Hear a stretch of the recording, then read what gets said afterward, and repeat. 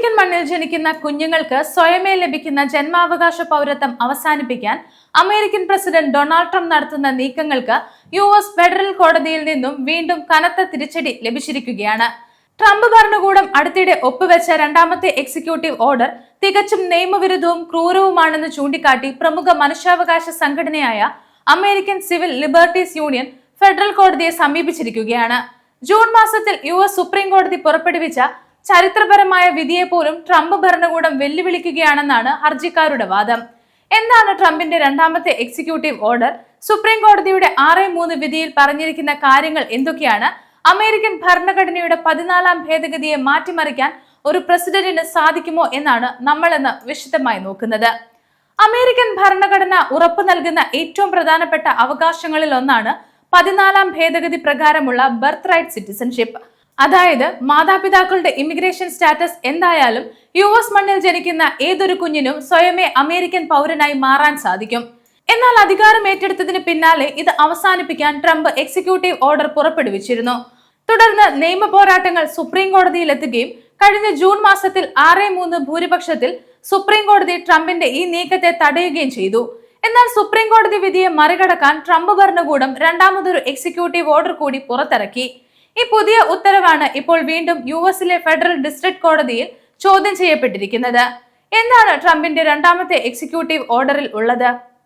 ചില പ്രത്യേക വിഭാഗങ്ങളിൽ പെടുന്ന കുട്ടികൾക്ക് അമേരിക്കയിൽ ജനിച്ചാലും പൗരത്വം നൽകില്ലെന്നാണ് ഈ പുതിയ ഉത്തരവ് പറയുന്നത്.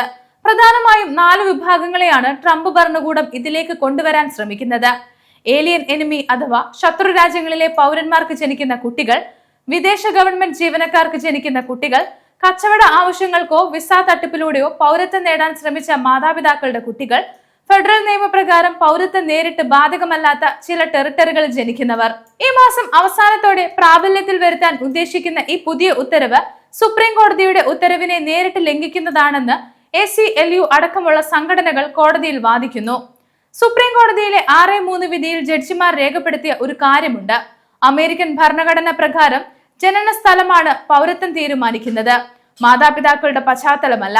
മാത്രമല്ല യുഎസ് ചരിത്രത്തിൽ ബർത്ത് റൈറ്റ് സിറ്റിസൺഷിപ്പിന് ബാധകമല്ലാത്ത ചില അപൂർവം ഒഴിവുകൾ മാത്രമേ ഉള്ളൂ. ഒഴിവാക്കിയിട്ടുള്ളവർ ആരൊക്കെയാണെന്ന് നോക്കാം. ഒന്നാമത്തേത് വിദേശ സ്ഥാനാപതിമാരുടെയോ അംബാസഡർമാരുടെയോ കുട്ടികളാണ്. അടുത്തത് വിദേശ യുദ്ധക്കപ്പലുകളിൽ ജനിക്കുന്ന കുട്ടികൾ. അടുത്തത് അമേരിക്കൻ മണ്ണ് പിടിച്ചടക്കുന്ന ശത്രു സൈന്യത്തിന് ജനിക്കുന്ന കുട്ടികൾ. അടുത്തത് പരമാധികാരമുള്ള റെഡ് ഇന്ത്യൻ ഗോത്ര വിഭാഗങ്ങൾ ആണ്. ഇവ ഭരണഘടനാപരമായി പണ്ടേ നിശ്ചയിക്കപ്പെട്ട ഒന്നാണെന്നും ഇതിലേക്ക് പുതിയ വ്യവസ്ഥകൾ ചേർത്ത് വെക്കുവാൻ ഒരു പ്രസിഡന്റിനും എക്സിക്യൂട്ടീവ് ഓർഡറിലൂടെ സാധിക്കില്ലെന്നും ജസ്റ്റിസ് ബ്രൈറ്റ് കവാനോ വ്യക്തമാക്കുന്നു.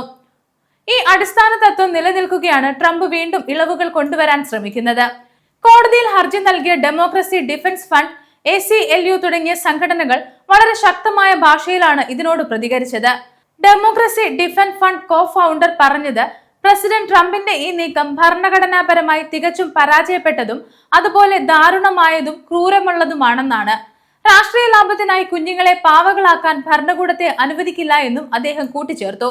അതുപോലെ ഭരണഘടന അനുശാസിക്കുന്ന മൗലിക അവകാശങ്ങളെ തിരുത്തി എഴുതാൻ ഒരു രാഷ്ട്രപതിക്കും അധികാരമില്ലെന്നും എത്ര എക്സിക്യൂട്ടീവ് ഓർഡറുകൾ ഇറക്കിയാലും അതിനെയെല്ലാം കോടതി വഴി പരാജയപ്പെടുത്താനാകുമെന്നും മനുഷ്യാവകാശ വക്കീലന്മാർ വ്യക്തമാക്കി. അമേരിക്കൻ ജനാധിപത്യത്തിന്റെയും ഭരണഘടനയുടെയും ആണിക്കല്ലായ 14ാം ഭേദഗതി സംരക്ഷിക്കാൻ വീണ്ടും വലിയൊരു നിയമയുദ്ധത്തിന് വഴിയൊരുങ്ങുകയാണ്. സുപ്രീം കോടതി തള്ളിക്കളഞ്ഞ ഒരു വിഷയം വീണ്ടും പുതിയ വേഷത്തിൽ നടപ്പിലാക്കാൻ ട്രംപ് ഭരണകൂടം ശ്രമിക്കുമ്പോൾ ഫെഡറൽ കോടതി ഈ ഉത്തരവ് സ്റ്റേ ചെയ്യുമോ എന്ന് ലോകം മുഴുവനും ഉറ്റുനോക്കുകയാണ്.